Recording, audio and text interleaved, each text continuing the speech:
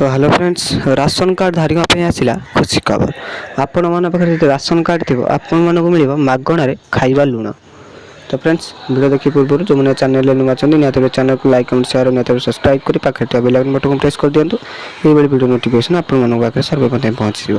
तो friends ration card धारी नहीं आसला बड़ खुशी खबर। राशन कार्ड थे आपण मिल बहुत लाभ।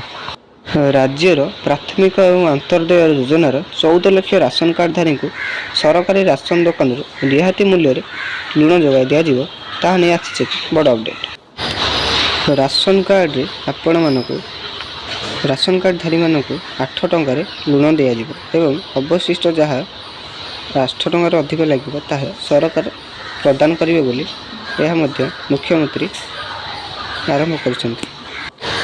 राज्यर राशन कार्डधारी मानक 8 टंकार लुण प्रदान कर मुख्यमंत्री मोहन चरण माझी घोषणा कर। योजना अधीन अंत्योदय एवं प्राथमिक परिवार योजनार प्राय 14 लाख राशन कार्डधारी मानक प्रति मासरे किलोग्राम पिछा 8 टंका हार लुण जोगाई दिज्व। प्रधानमंत्री कहते प्रधानमंत्री गरीब कल्याण योजना अधीन देशर मागणा राशन बंटन कर तो नहीं आसी एक बड़ अपडेट। तो जब वीडियो भल लगी निहत चैनल को लाइक कमेंट शेयर और निहत सब्सक्राइब करेंगे। पाखे बेल आइकन बटन को प्रेस कर देवे। रही जय नमस्कार।